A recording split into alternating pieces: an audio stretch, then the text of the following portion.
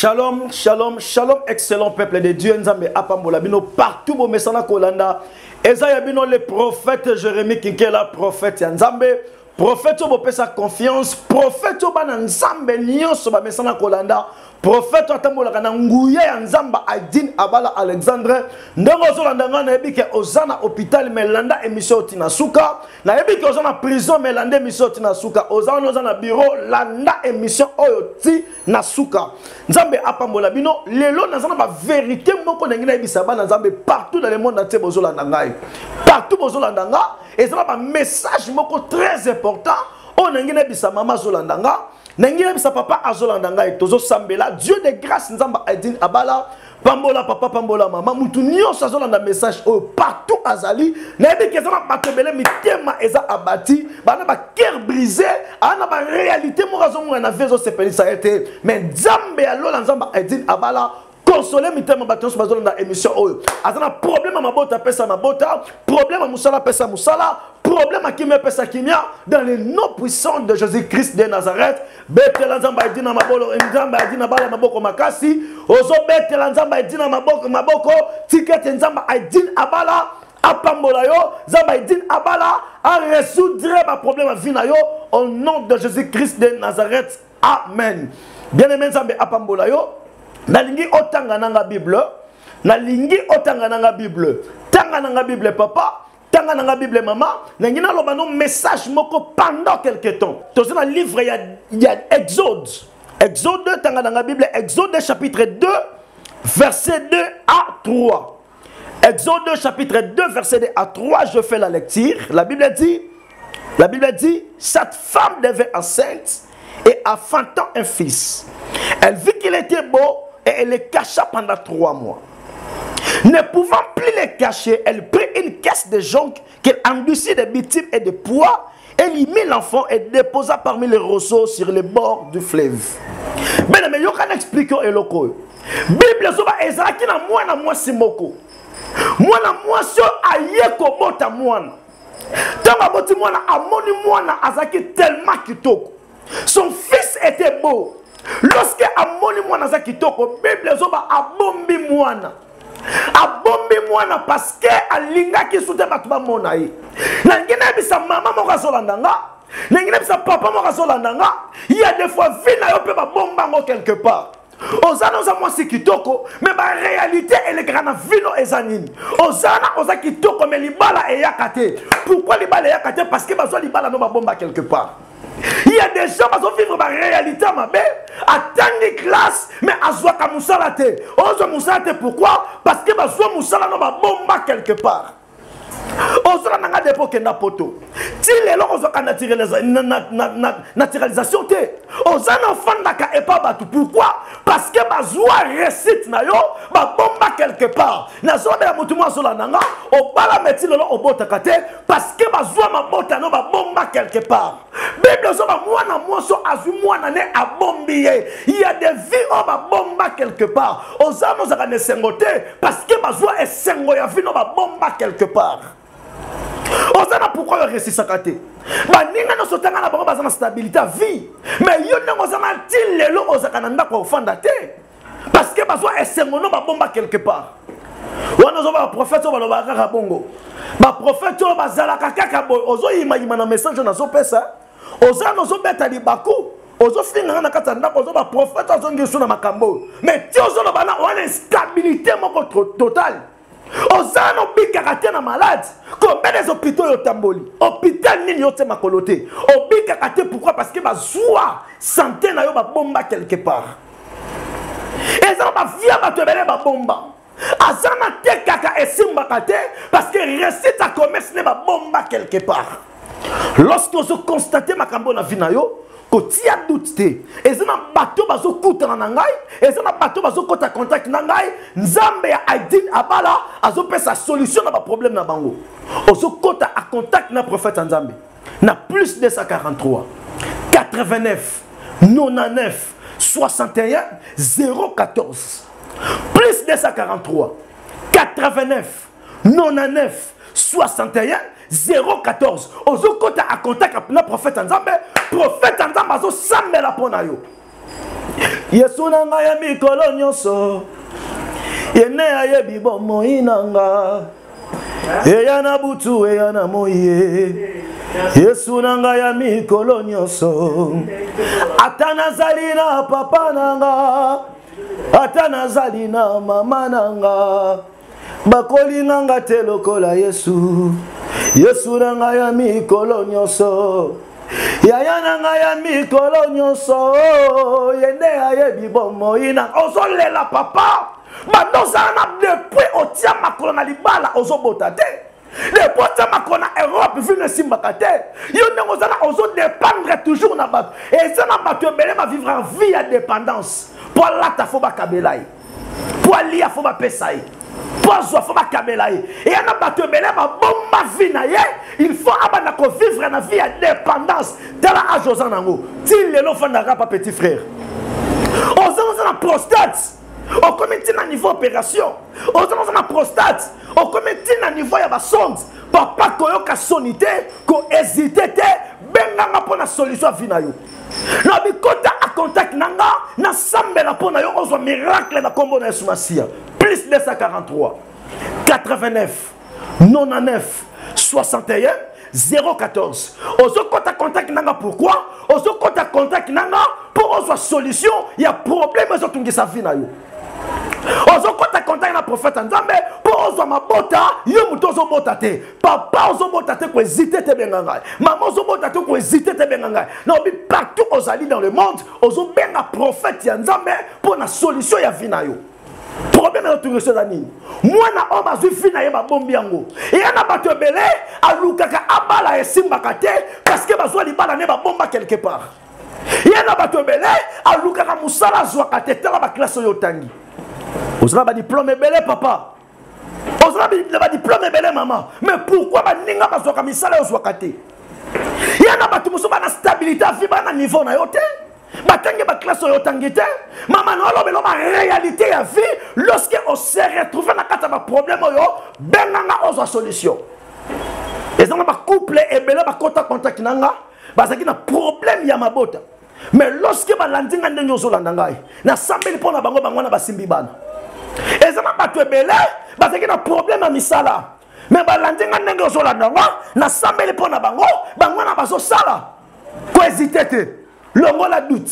s'il y a des faux il y a aussi des vrais tozolanda nga wana na yebi ke otamboli na maboko ba prophète ebele o dépenser pe ba mbongo ebele pona délivrance ba délivrance a mutu efandi na mbongo te prophète de mon côté a taxé au prix à délivrance que pour pika il faut payer mbongo pour pika faut na mbongo lukuta prophète de mon côté a sengo mbongo pour la délivrance na yo délivrance a via mutu za ofele likabo ya Nzambe ezaka na prix mon côté faut ba taxer yo pour obika bino linga ba prophète ba kosaka wana zo biso ke mama mabota no batekango tina $300 siko mabote fungo malukuta benganga prophète Nzambe prophète otembola na nguya Nzamba adini abala non bi plus 243 89 99 61 014 ozo benganga na osambela pona yo ozo na problème ozo solution je ne sais pas problème les problème ni maman boti mwana moni mwana za kitoko abombier bena me ba famille to botami ba monaka avenir muto koza la meilleure ba vive vie na yo ba bombi yango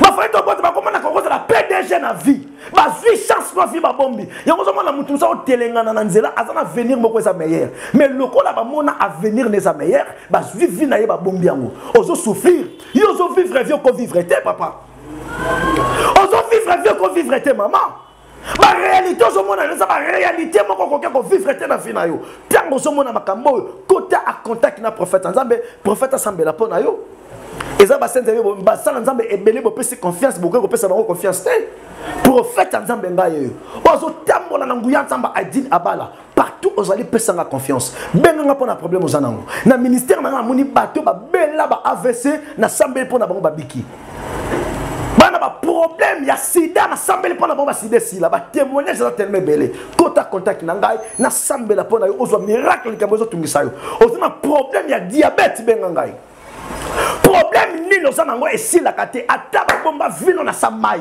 ba bomba vino na sabe ya milangi ba kanga ya yo libala ba kanga santé no bi benga prophète sambela pona yo plus 243 89 99 61 014.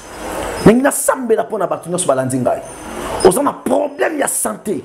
Vous avez un problème de je ne sais pas où vous avez un problème de finance. Yo simba sumbongote. Ba mono mobala malonga. Mobala munene mo simba sumbongote. Ozana banda ba pesa yo congé na musala. Baba zonga ko babengo tile lo babenga côté. Ozana mobali banda tika ona bana lo baka kei ko luka. Bana mbala kenda tile lo sans suite. Mama, au moins makambo zo mona ko hésiter te benga na sambela pona yo. Ko hésiter te. Yana makambo bele penzamba sonanga pona basala nzambe la kata mboka na biso RDC. Mingi to ebabo basala nzambe. Kala bazaka bato nzambe abanda ko utiliser. Mais le nzambe basala bango sous-souté. Prenons un exemple pour finir cette émission. Ezala mosala nzambe moko kombone ezalaki Saïl. Nzambe aponaka Saïl pour azala roi na kata Israël. Landanga très bien. Saïl a régné na kata Israël. Mais et comment qu'il a un moment où Nzamba rejeté Saïl, Nzamba bouakiye, Nzamba zo compter les sous Saïlité, Nzamba bimisi Saïl na katamute manai. Il y avait un prophète de Dieu qui s'appelait Samuel. Samuel a dit qu'on l'a liboson Nzamba zo samba ben Nzambe tala Saïl. Pendant que Samuel a zomi tunge sapona Saïl, Nzamba komi c'est Samuel obibo. Samuel, jusqu'à quand au kotika qu'on l'a pona Saïl parce que je l'ai rejeté déjà.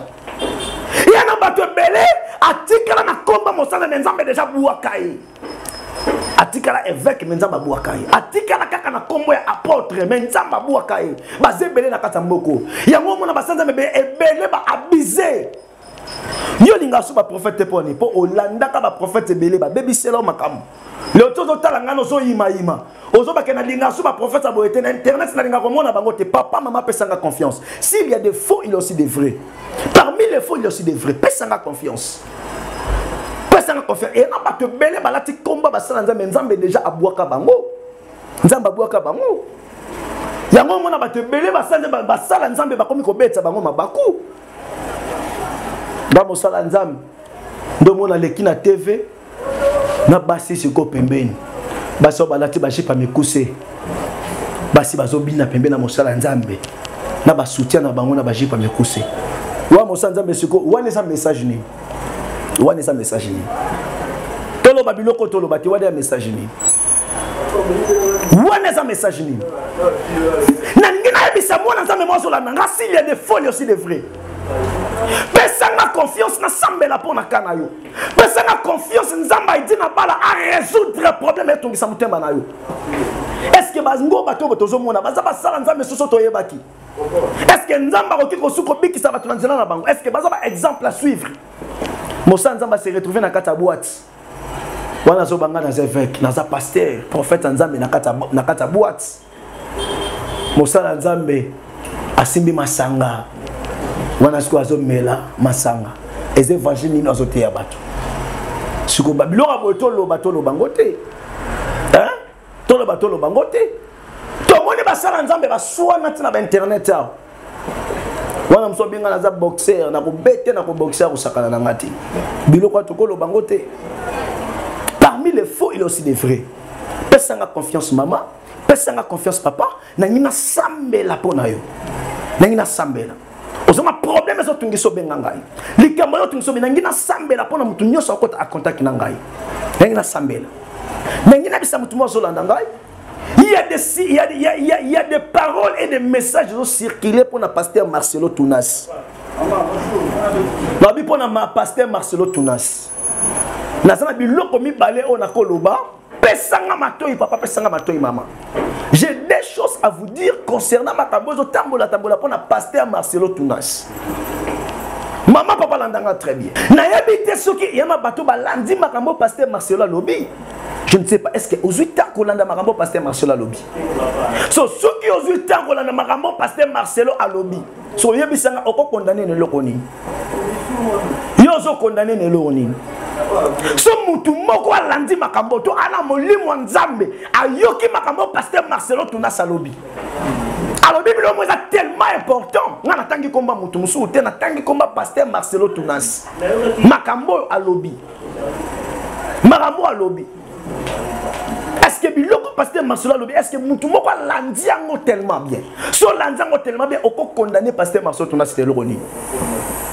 Bien-aimé dans le Seigneur, tu comme na tanto longwa na nzoto to kota na kata molimo. Église balingi biloko ko kozongi sabato na nzela te. Ton non ba biloko bazo ba ke ba pasteur ba ngono subango. Ye pe so linga lo ba biloko ni.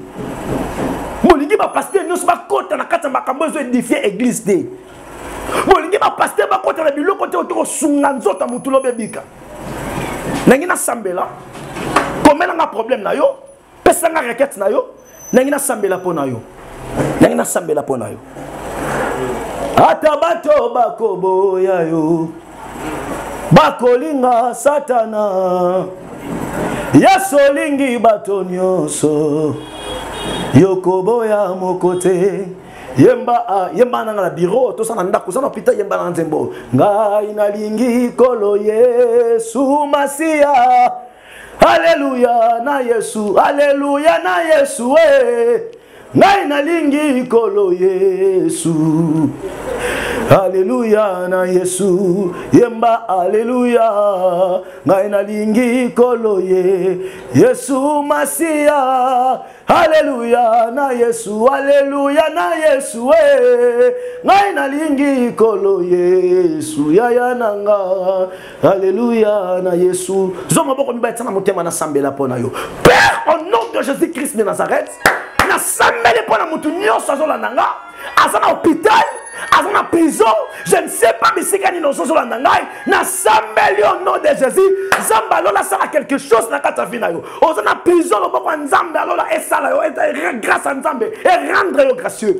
Oza na hôpital lo boko nzambe bekisa yo. Je ne sais pas problème no sanango, peu importe likambo sanango, na sambela au nom de Jésus, yamba grâce pe faveur nzambe.